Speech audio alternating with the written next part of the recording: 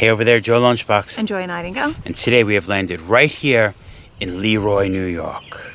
And you might be saying, a small little town in upstate New York, what do they have to offer us? What's so special? I'll let you know. Well, you see, Leroy, New York is the birthplace of Jello. Everyone loves Jello, right? Yes. I mean, I love it so much that I'm trying to get the Santa Claus bod, so I jiggle like a bowl full of Jello. But they also have a Jello Museum here, and being a Lunchbox, loving food, when I heard Jello Museum, I'm like, we gotta come and check it out and bring you along with us. So, step right up, let's go for this ride. On the outskirts of town, there is this amazing barn that I figured it was a good spot to start this video. Welcome to the birthplace of Jello, Leroy, New York. I love finding old barns with the advertising painted on it, especially a nice welcoming one. This barn is pretty amazing with the bright letters spelling out Jello. It's a beacon against the wood-aged patina to it. It's a good way entrance driving into town to see this. Have the Jello Museum. Museum parking. I like the open flag waving and the thing. I was surprised. When we came, I thought it was going to be only us, but there is 7 cars at the opening of the Jello Museum. It's a good sign. Oh, Joy, you're driving the car taking Jello, America's most famous dessert? Out of my way, gotta get through, gotta deliver it. Okay. Just drive us right to the entrance of that museum, Joy.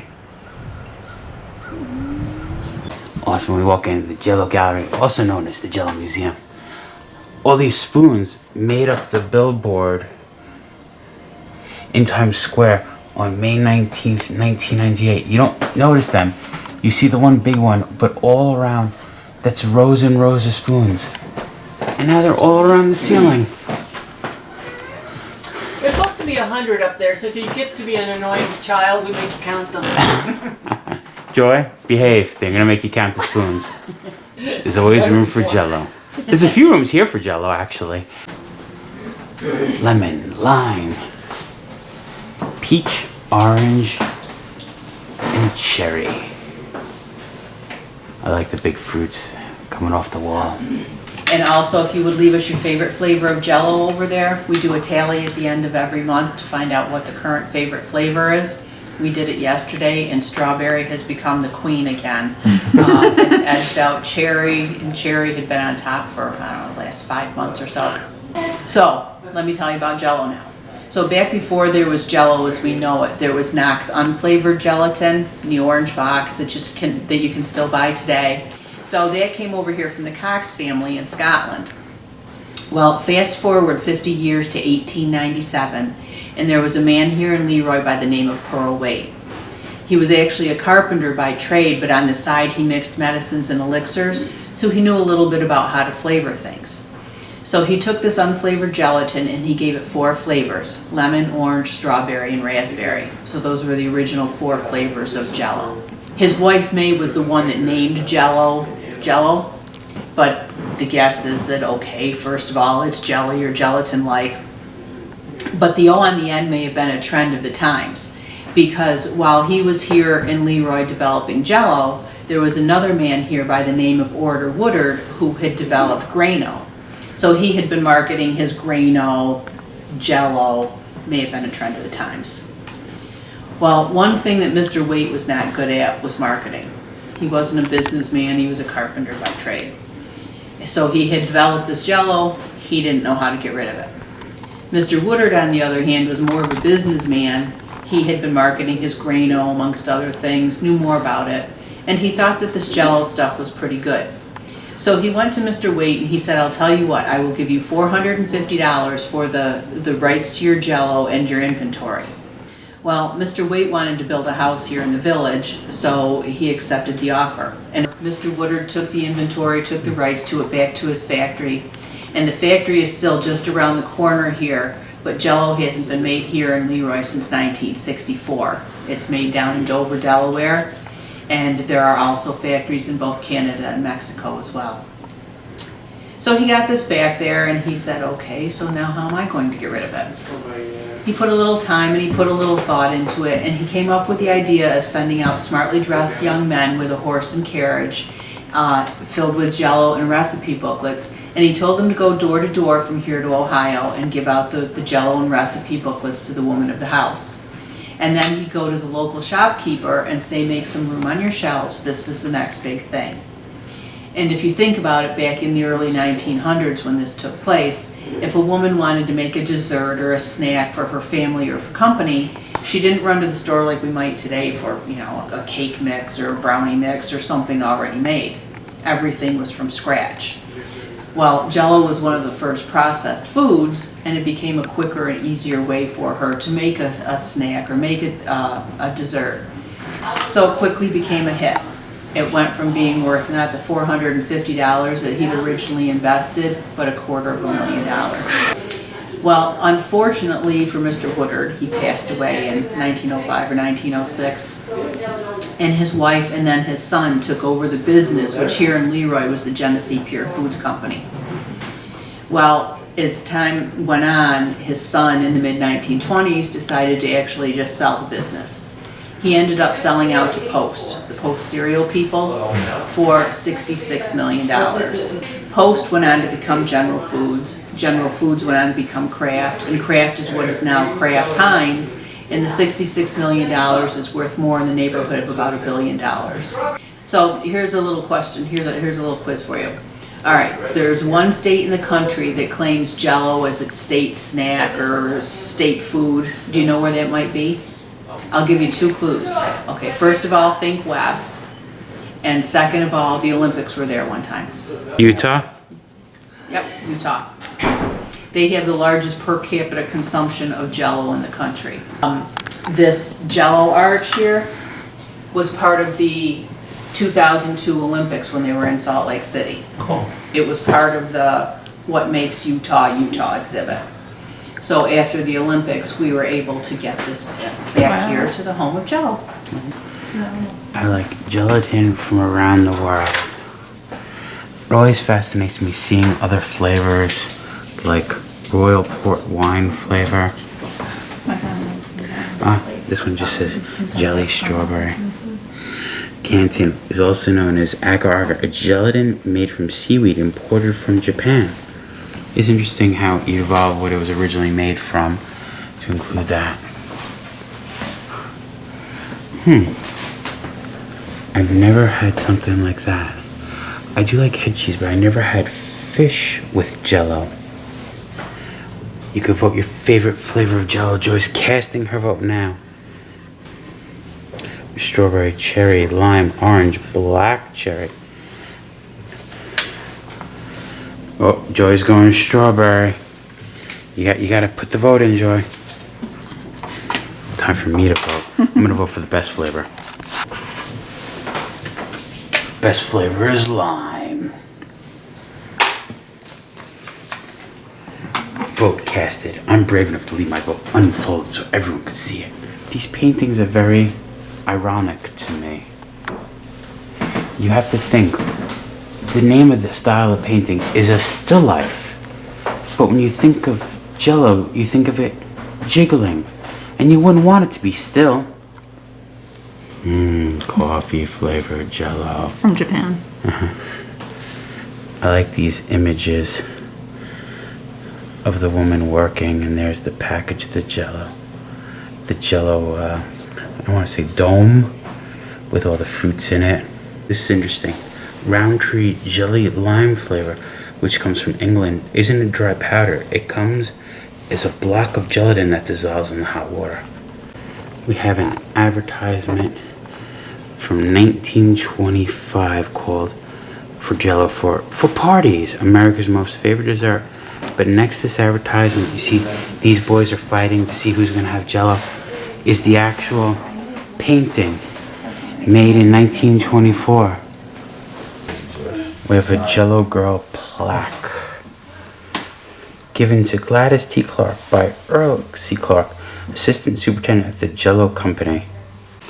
I actually have a Knox gelatin recipe book from 1896. And I love that reading about it. Calf foot Jello. I have made calf's foot Jello twice and never intended to make it again. I would not have made it the second time, except for the purpose of succeeding and getting a reliable recipe for this book. At the first attempt, I happened to have company who had heard that I pretend to be a cook. The jelly was opaque, tasteless, and split in two. Here is a successful receipt. It requires almost everything known in the cooking calendar, but do not attempt it with less and after a trial. Use gelatin only for jellies. I do love people sometimes forget that gelatin is of animal origin, being extracted in hot water from the sinew, connective tissue, or fresh bones of steer. It is not made from hooves and horns, as it is popularly believed. What is gelatin? Making it then compared to now. See some early ingredients. Cooking up the fruit. Now it just comes in a little package. Add 1 cup boiling water to gelatin. Stir until dissolved. About 2 minutes. Add 1 cup cold water. Chill and set. Now is a lot different than then. Imagine having to get the sinew, some sugar, some eggs, some oranges and lemons. I love this arch. The woman was telling us came from the Olympics in Salt Lake City, and after the Olympics they were able to get it here for the Jello Gallery. I love it. In 1904, their, I don't want to say mascot, but a symbol for the company, they created the Jello Girl, used for the advertising. The sweet little Jello Girl is offered rather than a Jello mold. More interesting, prettier, and a more defiant association as it speaks the word Jello. Even when seen alone, a symbol of simplicity and purity, her image appeared on Jello boxes until 1940, when she was replaced with recipes. I do like her, and I like seeing the memorabilia from her, like here from the 1997 Jello Jubilee, celebrating 100 years of Jello. Here's the dress, and there you see the girl wearing the dress. We have some spoons with the girl on top from 1904, and also some dishes from 1904. It's National Jello in it. Many fun ways, shapes, or forms. Showing the different fun ways. We have the molds. And then you could even put little crackers in it so it looks like animals in cages. You could put a banana in the center of your Jello roll. I might like that. Strawberry banana Jello. Sounds tasty to me. It's always interesting how different companies or like teams and the branding to cross promote. So we have Team Canada Hockey Hot Shots, so it's like little hockey puck Jellos. Or we have the players on spoons. More Canadian team. We have the Toronto Blue Jay Jello molds. But this has to be one of my favorites. When watermelon Jello was introduced, a watermelon dish and spoon and a box of watermelon Jello were a special premium. I love that bowl right there. Awesome. But it's 5 minutes from here. We have the Jello Meter. Here's a machine that they used to test Jello. That's really interesting. We have the flavor line. The original 4 Jello gelatin flavors were raspberry, strawberry, lemon, orange. But we have some other flavors over time, like in 1904, cherry and chocolate flavors were introduced. I would try jello. 1942 cola, but the one Joy was like, she doesn't know if she would try. Seasoned tomato came out in 1965, and Italian salads were available. 3 layers of Jello, all from one mix that it separates itself. I actually remember the 1, 2, 3s. I remember these, the sparkling wine grape ones, the champagne of Jello. My grandparents used to eat that one. Celebrating the 100th anniversary of Jello, sparkling white grape, the champagne of Jello was introduced. Showing the different ads, I like using the nursery rhymes. There once was an old woman who lived in a shoe, who had so many children she knew what to do. She lined them all up for a penny-wise feast, a huge bowl of Jello, and 1 spoon apiece. Using old nursery rhymes and replacing them for Jello. Humpty Dumpty sitting too high, watched the maid eating Jello stroll by. It looked so delicious, he loved it so well. He reached down to taste some, and that's how he fell. Now is the time for Jello. When the Boy Scout comes home, now's the time for Jello. I was a Boy Scout. I understand. I like this one. She's getting proposed to. You know what? Yep, bring out the Jello, hon. She said yes, she said yes. It's crazy. Photo taken from 1904. All the Jello kids, but they actually have on record all their names. I'm the Jello girl. Eat more Jello. What a zombie eats? Jello brains. I once did a photo shoot with two of my good friends that were obsessed with zombies, and they wanted brains, so I made peach-flavored Jello brains for their photo shoot. We're going to insert a photo of that right now, because it's hysterical. But this is mind-blowing. Get it, a brain? The reason we have this green Jello brain, it seems that an EEG proves your brain isn't much, it's Jello. Experiment promotes strong museum exhibit showing the EEG waves of Jello and a brain. These you can unfold to make a new image. Miss Jello visits Germany. And there you see she is with her Jello. Miss Jello goes to Alaska. And there she is, pineapple and raspberry. Talking about how I love mascots. In 1965, Mr. Wiggle was introduced to promote to children after General Foods learned that Pillsbury was about to market a similar product named Jiggly. Ads in the Sunday comics told kids that Mr. Wiggles tastes like candy, but no sugar, so you can eat all you want, anytime you want. H-O, Jello, H-O, Jello. It's an H-O train.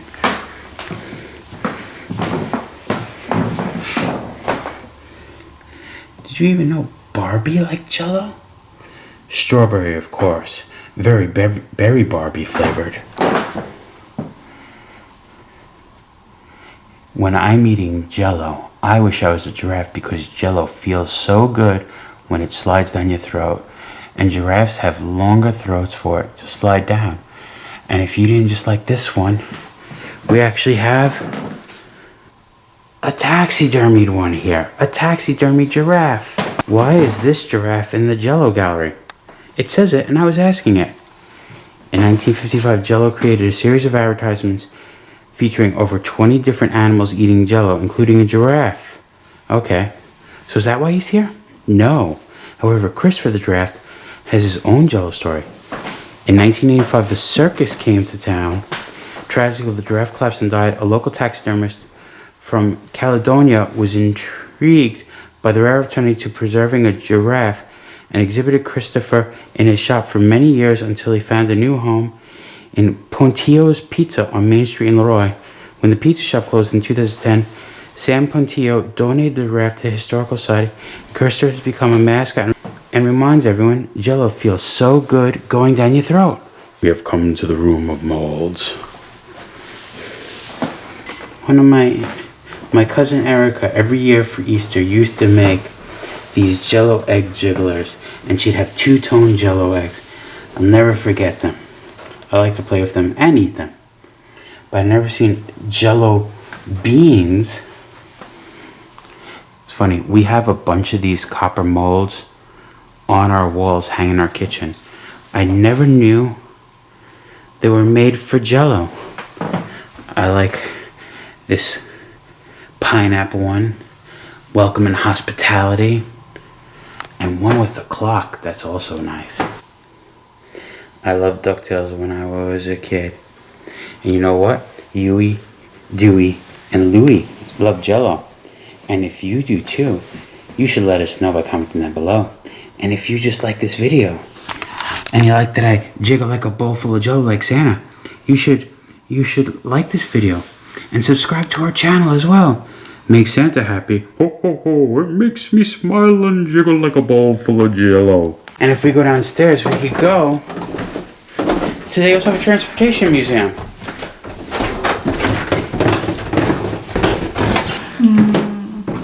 I don't know, I just saw a polar bear and it got me excited.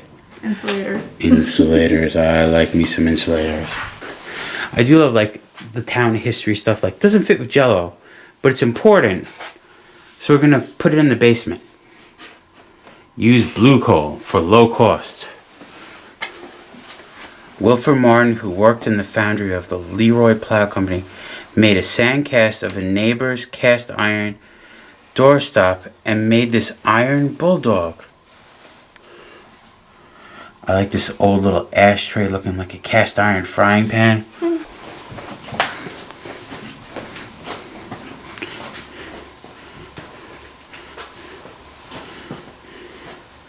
Imagine when that's how you used to get the Jello, when the salesman was coming around in a horse-drawn cart like this, giving out the samples door to door. That must have been an amazing time. The Genesee Pure Food Company, Leroy, New York. Jello. This is cart number 2. But we have a 1908 Model S Cadillac. But where does the horse go, Joy? No horse needed. Oh, it's a horseless carriage. I see. I hope you're all having fun watching this and that I'm slaying all the jokes.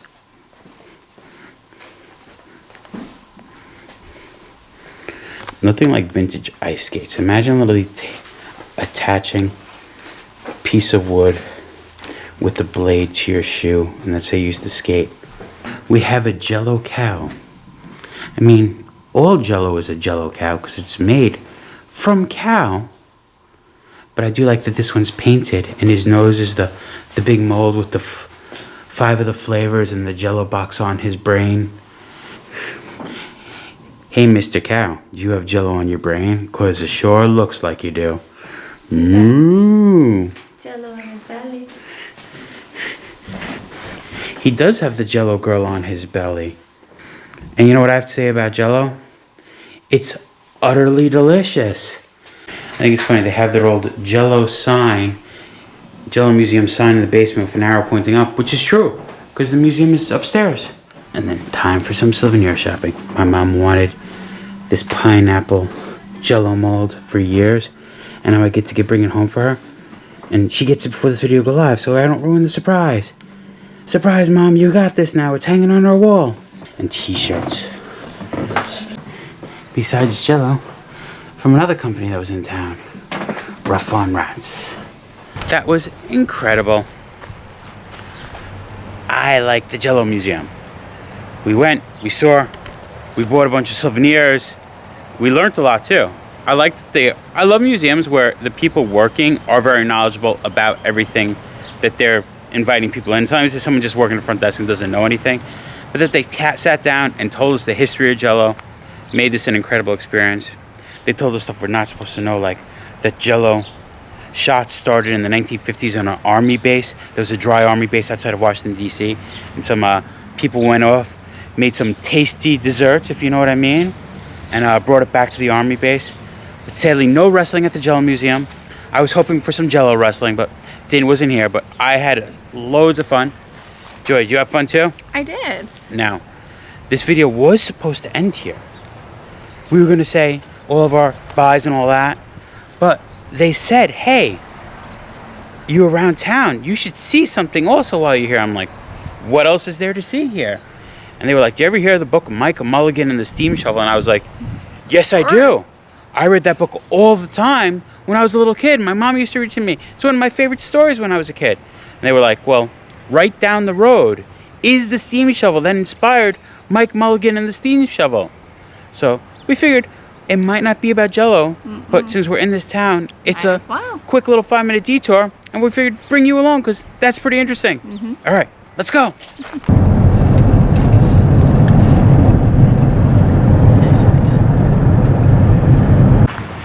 We went down the road and we found the Marion steam shovel. Now, if you remember Mike Mulligan, his steam shovel was named Marion.